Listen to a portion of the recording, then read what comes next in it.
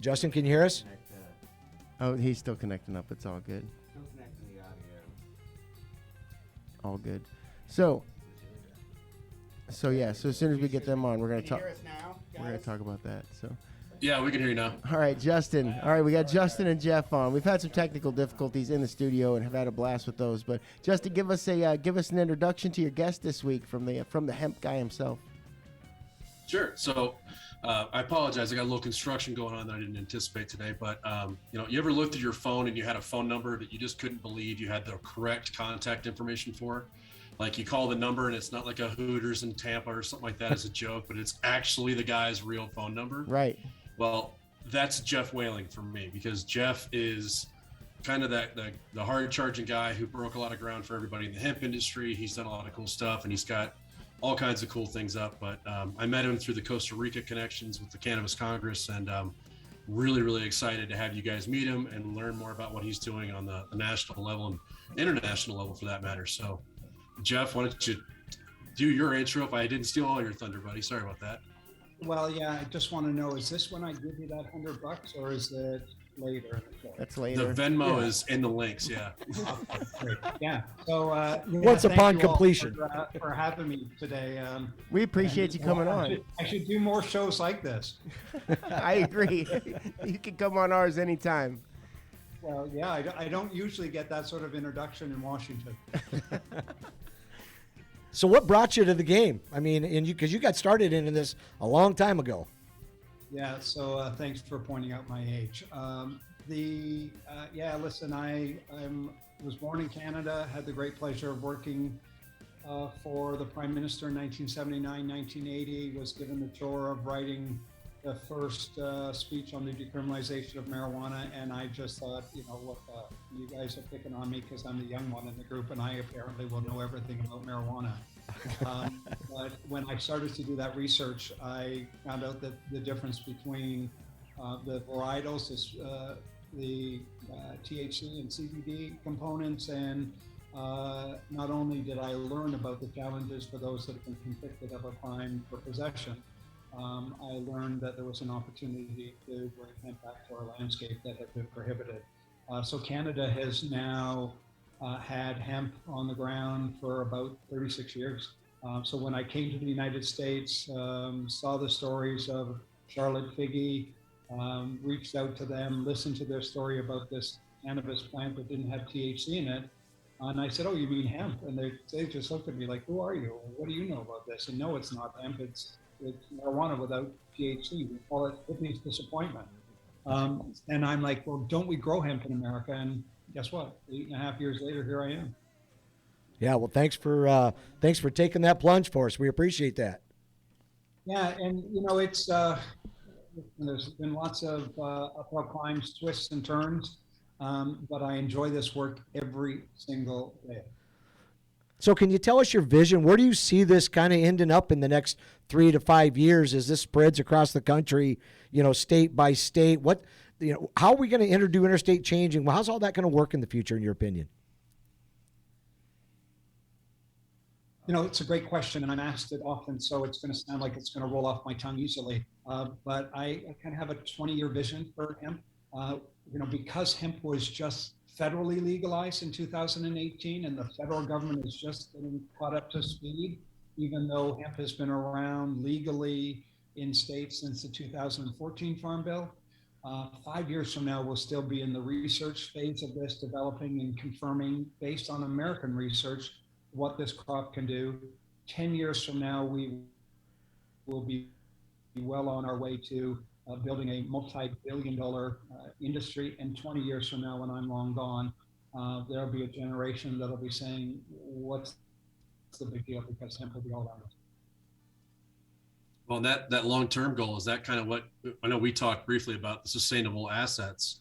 Is that kind of that work that you're doing for that 20-year horizon, or?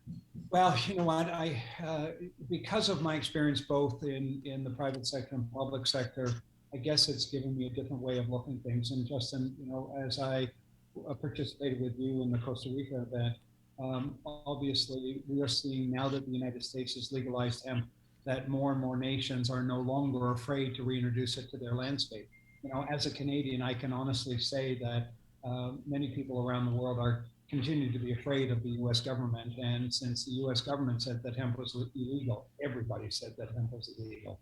But now that it's legal here, we're starting to help countries around the world reintroduce it to their landscape. But it's not going to be an easy task. To take a crop that has been absent in our landscape for 85 years, that has not had the same benefits of other commodities with research and with funding from governments and subsidies, we are lacking behind. And so the question is, how do we rebuild this industry, which we know will take billions of dollars in the United States, and that translates into trillions of dollars around the world. We know that governments, if they're honest about it, they can't afford that. So I looked, and of my background with Canopy Growth and with our recent collective growth SPAC, I looked at ways that the investment industry could help us. And I know that they will respond greatly if there is an incentive for them to do so. As I look around the world, and it's just not for hemp, I know that in order to convert and meet some of the goals for climate change and the challenges that our world is facing, that's going to take trillions of dollars. So what can we do through the hemp industry to look at this globally? And I'm very pleased that you've asked the question, but as you are aware, we had a discussion today with Janet Yellen, the U.S. Secretary of Treasury's climate counselor, and we presented them with a concept that, listen, here's a way that you can help hemp. I allow investors to invest in sustainability, not just hemp, but sustainability around the planet. Imagine, if you would, that the rainforests have a true value. We take them for granted, and no one puts an asset value on them. But as they sequester CO2 and as they clean water and clean the air, that is a value for somebody. Maybe we can help governments and those landowners put a value on those and allow people to invest into them for the longer term.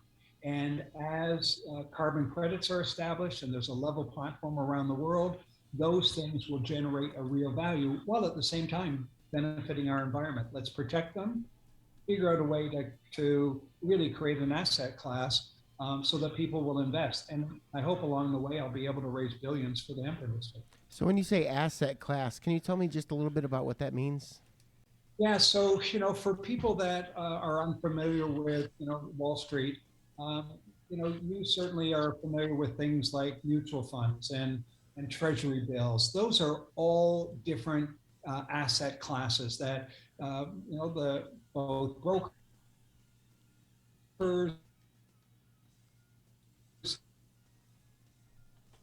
and We lost you a little bit in the there. hopes it would be a special class.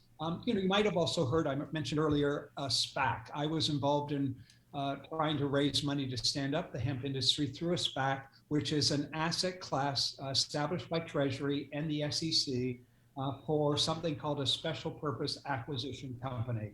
Has very strict rules and allows investors to participate in that asset class in the hopes that there will be a return. In our particular case, we were able to go to the marketplace with a goal of raising $150 million to under the SPAC rules to see if we could invest in and buy companies around the world that would help us build that supply chain in the United States. We were the very first Zoom roadshow that Cantor Fitzgerald undertook, and ironically, in 7 hours versus usually having to travel the world to go to meetings to pitch these opportunities, we were able to we were offered $242 million in less than 7 hours. Wow. So that's an asset class. We are hoping that same sort of experience will be felt by investors in trying to address the climate issues. Let me give you another example. As we are looking at addressing and meeting the demands of government to convert over to electric vehicles, but with a goal of having 50% of all vehicles in the United States an EV by 2035. That is going to take, by some experts' opinions, $400 billion worth of investments every single year through to 2035. Where's that money going to come from? an asset class that addresses that opportunity is one of the ways that we'll be able to achieve those goals. And so do you see companies in the future working together to help kind of leverage those practices?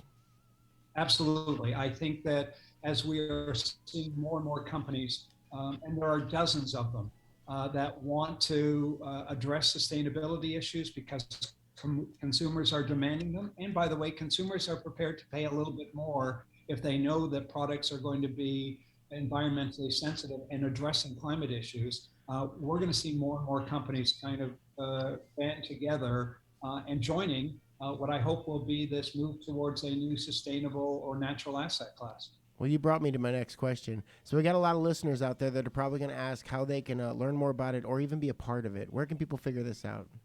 Well, I'm giving you a little bit of a sneak peek on what the National Hemp Association will be releasing to the public on Friday. But certainly we will want to lead the way. But listen, we all have an ability to reach out to our elected officials and encourage them. Certainly, I am working with U.S. senators on the Finance Committee, getting their support. Despite the fact that most people think that the president and the administration are the people to go to, it is our Congress who make those decisions and rules, and it is the administration that implements those rules. So reach out to your senators, reach out to your congressmen on sustainable issues across the board, not just hemp, and say to them, listen, we need to get real about this, get serious about it. And one of the things to do is consider the proposal by the National Hemp Association. Yeah, very cool. We really appreciate you being able to push that agenda also. And thanks for being online with us today, Geoff.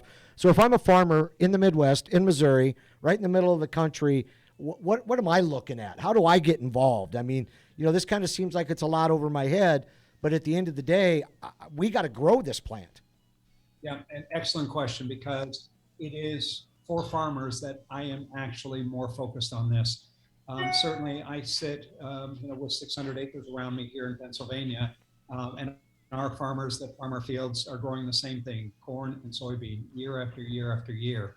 And yes, they have good years, but they also have a lot of bad years. I know of dairy farmers who are losing their farms, have to sell their cattle because they can't make ends meet.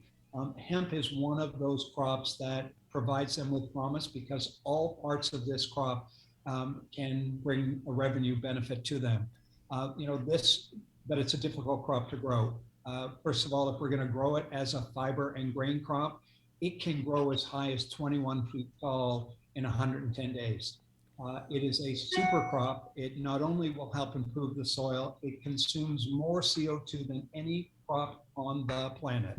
So it also has potential of bringing revenue from carbon credits. So there's revenue that comes from seed, grain, seed oil. Obviously, CBD comes from hemp, so there is another opportunity. But then you get to the fiber, the outer fiber, and the woody core. All of that has a revenue source and can be used. Imagine that fiber that used to be used for rope and sailcloth years ago has the same properties as copper today. It holds an electric charge. It is the next wave of batteries and supercapacitors. All of those things need to be researched in advance. So what does a farmer get? A farmer has the opportunity of adding hemp into their current rotation, and to not only have a whole new revenue source, but also benefit from the phytoremediation properties of hemp, which can improve the soil, take toxins out of the soil, and then be a sequester of carbon.